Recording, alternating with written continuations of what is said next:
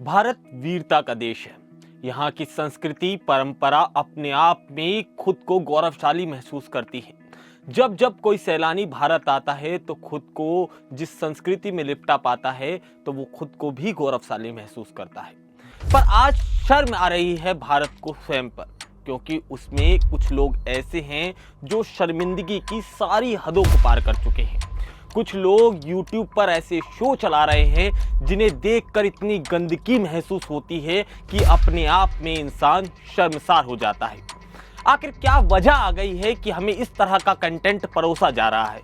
आखिर कौन है वो लोग जो इस तरह के कंटेंट को देख रहे हैं, और आखिर वो कौन लोग हैं जिनसे प्रेरणा लेकर ऐसा जो कंटेंट है उसे परोसा जा रहा है? आज इस वीडियो में कोई इंट्रो नहीं है, लिहाजा आज ना तो इस वीडियो में कोई कंटेंट दिखाई देगा, ना कोई स्क्रिप्ट है, ना कुछ है, मगर हाँ, एक पीड़ा है हर हिंदुस्तानी के मन में कि आखिरकार जो इन नौजवान लोगों का मार्गदर्शन जिन लोगों को बनना था, जिन लोगों ने पैसा कमा लिया, जिन लोगों ने शोहरतें कमा ली, आखिर वो लोग दूसरे के बच्चों के साथ जिस तरह का व्यवहार कर रहे हैं और जिस तरह का उनका मार्गदर्शन कर रहे हैं, उसकी जिम्मेदारी कौन लेगा?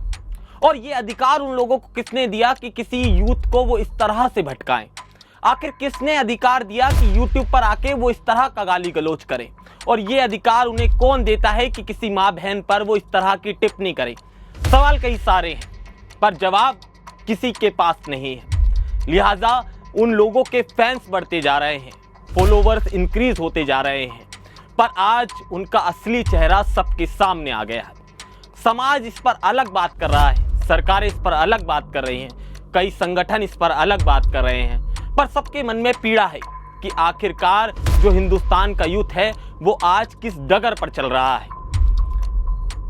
आपने लिहाजा ये शो देखा होगा जिसका जिक्र अब हो रहा है। यूं तो पहले इसके कई फैंस रहे होंगे, कई यंगस्टर इसे पसंद करते होंगे, कई यंगस्टर इसे अपना कह लीजिए आदर्श मानते होंगे। ये जो तीन महान विभूतियां आपको बैठी नजर आ रही हैं, मगर आज जिस तरह का इनका चरित्र था वो सबके सामने आ गया है। इस चरित्र को लेकर जहां मर्यादा पुरुषोत्तम राम जन्मे हैं, जहां पर कृष्ण जन्मे हैं, जहां पर माँ बहनों का इतना सम्मान होता है, उन्हें देवी तुल्य समझा जाता है, वहां पर ये लोग मंच से बैठकर इतनी भद्दी गालियां देते हैं। और इस पूरे फॉर्मेट में आपको पुरुष ही सिर्फ नजर नहीं आएंगे। देश में आज भी कुछ ऐसी महिलाएं बनी हैं जो अपने नाम की गाली ही बड़े गौरवशाली महसूस करते हुए खुद को देती हैं, या कह लीजिए दूसरों को देती हैं। ये एक कमरे में काला पर्दा डालकर जिस तरह का फॉर्मेट बनाकर ये शो का संचालन किया जा रहा है, ये जितना भद्दा है, जितना घटिया है, आज पूरा देश देख रहा है। हर चैनल की हेडलाइन है, हर कोई चैनल इन्हें चला रहा है, मगर जिस तरह से PR बिल्ड करके ये पूरी छवि तैयार की गई थी, आज वो पूरी तरह से धूमिल हो चुकी है। इन सब लोगों की असलियत सबके सामने आ चुकी है। इन तीन महान विभूतियां जो आज जिन पर खुद तिरंगे को अफसोस हो रहा है कि ये इस देश में जन्मे हैं, जिनकी बातें हर कोई कर रहा है, पर हाँ, पहले वो बातें पॉजिटिव होती थी, आज वो बातें नेगेटिव हैं, या कह लीजिए आज उनके विषय में कोई बात करने को राजी ही नहीं है। अगर समाज में ऐसे तत्व पाए जाते हैं तो समाज खुद पे शर्मिंदगी महसूस करता है।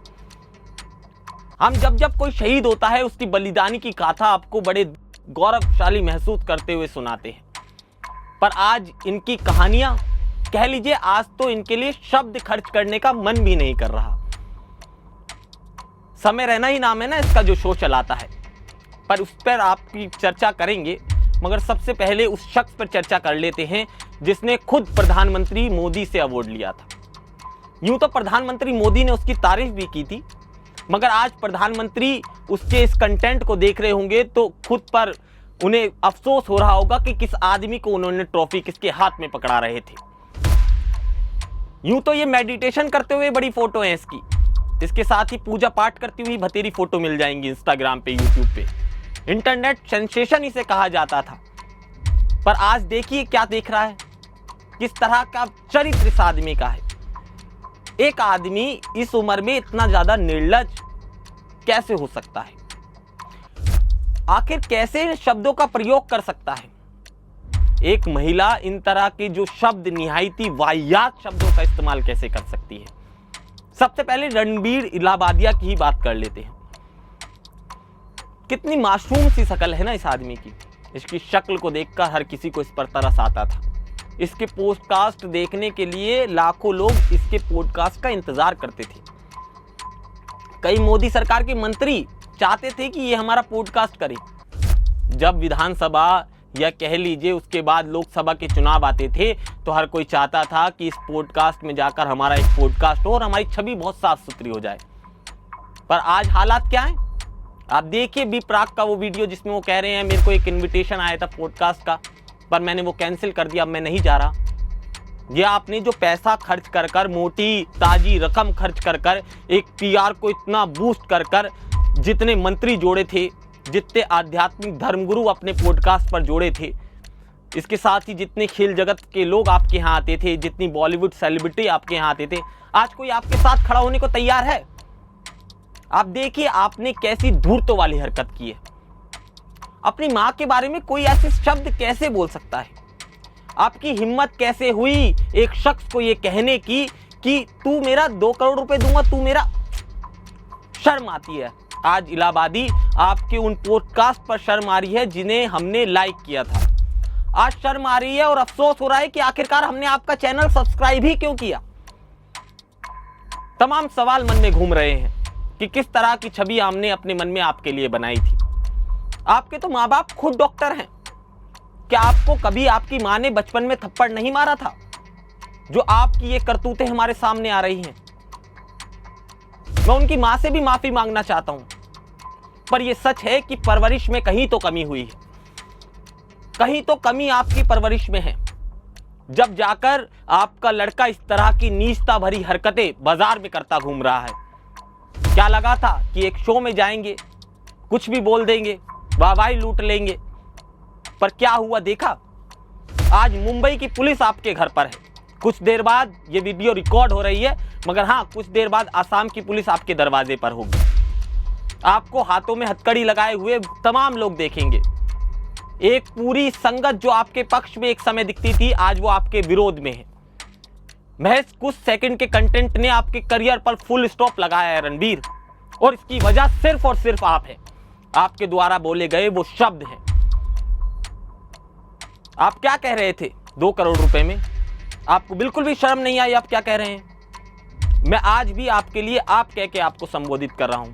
यह हमारी भारतीय होने की खूबसूरती है, जहां विदेश भी सर माथा झुकाता है, जहां बहनों को नमन किया जाता है, देवी तुल्य माना जाता है, वहां आप जैसा एक घटिया इंसान इस तरह की हरकत कर कर पूरे देश को शर्मसार करता है। आज आपकी मां को भी इस तरह से शर्म आ रही होगी आप पर। क्या कह रहे थे? क्या अपने माता पिता को इंटीमेट आपको शर्म नहीं आई? और इतना ही नहीं, क्या आप उसका हिस्सा बनना चाहेंगे? आप हिस्सा बने थे रणबीर? बिल्कुल भी शर्म नहीं आई रणबीर ये शब्द इस्तेमाल करते हुए। किस हैसियत के साथ आपने किसी को ये शब्द कह दिए? आप कितने धनवान हैं रणबीर।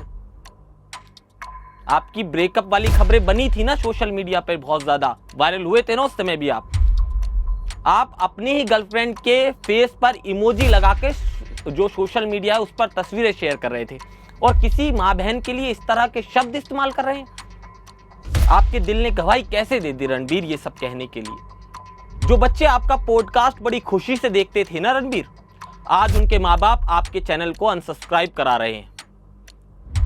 कई लोगों के यूट्यूब से आप हमेशा के लिए जा चुके हैं, महज अपने चंद शब्दों की वजह से।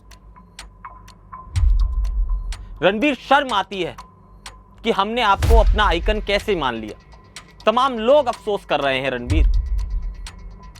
अब दूसरी महान विभूति पे आ जाते हैं। यूं तो रणबीर के बारे में कई किस्से हैं, मगर अब दूसरी महान हस्ती की बात कर लेते हैं। जाहिर सी बात है उस महिला पर जो अपूर्वा है, उन पर ज़्यादा शब्दों में खर्च नहीं करूँगा, मगर आज हाँ अफसोस है कि जहाँ महिलाओं को देवी तुल्य माना जाता है, उस देश में आप जैसी एक लड़की भी जन्मी है। लिहाजा आज भी आपका सम्मान भारत करेगा, मगर जिस तरह के आपके शब्द हैं ना, घिन आती है उन शब्दों से, आपकी विचारधारा से घिन आती है। क्या चाहिए आपको? कितने फुट हाइट वाला शख्स चाहिए था शादी के लिए आपको? 6 फुट 4 इंच वाला? और किस बात का जिक्र कर रही थी? 6 इंच का क्या चाहिए था आपको? शर्म आनी चाहिए। अपूर्वा, आपको तमाम उन लोगों पर शर्म आ रही है जिन्हें हम अपूर्वा की बात करें, आप इनका इंटरनेट खंगालेंगे इंटरनेट पर इन्हें, और आप इनका इंस्टाग्राम देखेंगे तो आपको देखेंगे कि इन्हें यूनिवर्सिटी में इनवाइट किया जा रहा है। वो कौन से प्रोफेसर हैं? आज उन प्रोफेसर, उन कुलपतियों को भी वो कंटेंट देखकर शर्म आ रही होगी कि हमने अपने बच्चों के लिए किस गेस्ट को इनवाइट किया है। आप तो एक सभ्य परिवार से आती थी, क्या हो गया आपको? आपकी परवरिश में कहां कमी रह गई? जब आपने अपने घर में जन्म लिया होगा तो आपके माँ बाप ने कितने सपने संजोए होंगे कि मेरी बेटी मेरा नाम रोशन करेगी। ये नाम रोशन कर रही हैं आप? आपको अधिकार किसने दिया इस तरह के शब्दों को इस्तेमाल करने का? और आप किस तरह की गाली गलौज कर रही हैं उस कमरे में? और वो लोग कौन है जो उस कमरे में मौजूद हैं? क्या उन्हें गाली सुनने में मजा आता है? और ये किस ओर जा रहे हैं हम? और आप समझिए इस बात को कि जब एक लड़की इस तरह का कंटेंट परोसेगी, खुद के लिए इस तरह के शब्द इस्तेमाल करेगी, खुद की माँ के लिए इस तरह के शब्द इस्तेमाल करेगी, तो समाज उसे किस तरह से देखेगा, इसका जिम्मेदारी मैं आप लोगों पर छोड़ता हूं। आपको जो भी शब्द कहने हो उनके संबोधन में, वो आप अपने कमेंट सेक्शन में लिख दीजिए। लिहाजा उनके संबोधन के लिए मेरे पास तो कोई शब्द नहीं है। लिहाजा बस मैं इतना कर सकता हूं कि मैं उन्हें आप कहकर संबोधित कर सकता हूं। आज आंखें नम है। एक लड़की अपनी मां के लिए कैसे अब इस शब्दों का इस्तेमाल कर सकती है? एक लड़की एक लड़के से कह क्या रही है? आप इस बात को सुनिए। किस अंग की बात हो रही है खुले मंच पर? उसे दुनिया वायरल कर रही है। बेशक वो कंटेंट अब हट चुका हो, मगर वो कंटेंट कहां कहां फैल चुका है। कितने सालों तक वो हमारे घरों में सुराग करेगा? कितनी आने वाली जनरेशन उसे सुनेंगी? ये आपने बिल्कुल भी नहीं सोचा। और ये समय रहना, यार तुम तो इतने शरीफ व्यक्ति, कौन कह रहा था तुम्हें? एक नई उम्र के लड़के थे, इतने परिवार तुम्हारा इतना सभ्य, तुम्हारे फादर साहब, यकीन मानिए जितने मेरे सीनियर्स हैं जिनके मैं पैर छूता हूं, वो लोग भी इनके फादर साहब जो राजेश जैना है उनका बड़ा सम्मान करते हैं। राजेश जैना जी कहां कमी रह गई? आपने शर्म तो इस बात पे आ रही है, आज अमिताभ बच्चन इस कंटेंट को देख रहे होंगे तो वो क्या कह रहे होंगे? आप ही वो शख्स थे ना जिसने कहा था कि आप तो खलनायक हैं, मैं नालायक हूं। सही कहा था रहना आपने, सही कहा था समय। हाँ, समय तो घूमता रहता है, मगर जिस तरह का समय आपका आया है ना, मगर सच बात तो यह है कि आपसे हमें उम्मीद भी नहीं थी। रणबीर इलाहाबादिया से इस तरह की जो बचकानी हरकत उन्होंने करी, जो जिल्लत भरी हरकत उन्होंने करी, उसके लिए हाँ हम सोचने पर मजबूर हैं। मगर आपने तो नीचता की सारी हदें ही पहले पार कर दी थी। आपने तो जिस तरह का समुंदर युवाओं के लिए बनाया है ना, समय वहां से बाहर आना बड़ा मुश्किल है। आपका चेहरा सामने आ गया है असली वाला, मगर हाँ कई दशक उससे बाहर निकलने में युवाओं को लग जाएंगे। जिन युवाओं, जो आज भी कई ऐसे युवा हैं ना जो आपकी सपोर्ट में नजर आ रहे हैं, लिहाजा ये भी तय है कि एक समय बाद वो भी आपका विरोध करेंगे। जिस शो की बुनियाद गाली गलौज पे रखी गई हो, उस शो का अंत कैसा होगा वो आप खुद देखेंगे, अपनी आंखों से देखेंगे। समय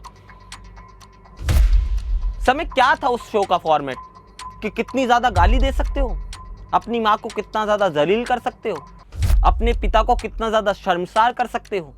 क्या ये फॉर्मेट पर शो बना था? इस फॉर्मेट पर उसकी नींव रखी गई थी। और आपने तो अपनी नानी, चाची, मौसी सबको ही दांव पर लगा दिया समय। हम जब आपकी शुरुआत में वीडियो देखते थे और जब आप खुद का मजाक बनाते थे तो हमें बड़े साहसी आप नजर आते थे कि किस तरह से आप खुद पर मजाक बनवाकर अपने व्यूज लूट रहे हैं, और हमें अच्छा भी लगता था समय, हमें आपको देखना पसंद करते थे। मगर जिस लाइन में आप गए समय, आपने स्टैंड अप कॉमेडी को ही बदनाम कर दिया। अगर इस तरह की स्टैंड अप कॉमेडी होती है तो नहीं चाहिए भारत देश को। आप जाके कहीं विदेशों में करिए, हमारे बच्चों को उस कंटेंट से दूर रहने दीजिए समय। आज जिस तरह का पीड़ा है ना मन में, शर्म आ रही है कुछ भी बोलते हुए, और लोग देख भी रहे हैं, आपका चरित्र भी देख रहे हैं, महिलाओं को भरते हुए भी देख रहे हैं। ये वही समाज है जहां महिलाओं को कंधे से, पुलिस के साथ कंधे से कंधा मिलाते हुए हम देखना चाहते थे, मगर अगर वो कंधा इस तरह का होगा समय, तो हमें ऐसा समाज चाहिए ही नहीं। जहां महिलाएं खुले मंच पे इतनी अभद्र गाली बकती हों, तो हमें ऐसा समाज की संरचना नहीं करनी, नहीं बनाना। हमें अपने बच्चों को इतना ज्यादा, कह लीजिए, यूथ मॉडल नहीं बनाना, इतना ज्यादा हमें उन्हें इंस्पायर भी नहीं करना। आप जैसे मोटिवेशनल स्पीकर भी नहीं चाहिए। सच बात तो यह है कि समाज में आप जैसे लोगों का बहिष्कार आज जो जनता कर रही है, तो वो किसी सोच समझकर और अपने दिमाग में कुछ रखकर ही कर रहे हैं। क्योंकि आपने जिस तरह का देवी देवताओं से लेकर तमाम, आपने सुना ना फारूकी, जो भी नाम था उनका क्या हुआ स्टैंड अप कॉमेडी के नाम पर जब उन्होंने ये सब करा, आज वो कहाँ आपको नजर आते हैं। लिहाजा हाँ, आपको बिग बॉस जैसे शो में इनवाइट कर लिया जाएगा, वहाँ और ज़्यादा गंद परोसिएगा। जनता, जो आपको ऑडियंस है, आपकी टारगेट ऑडियंस, वो आपको पसंद भी करेगी, मगर ये समाज आपको स्वीकार करने में एक बहुत लंबा अरसा लगाने वाला है समय। माफ़ी मांगने से कुछ नहीं होता। रणबीर इलाहाबादिया, आप भी सुनिए, ये टसुए बहाने वाली वीडियो से कुछ जाहिर नहीं होता।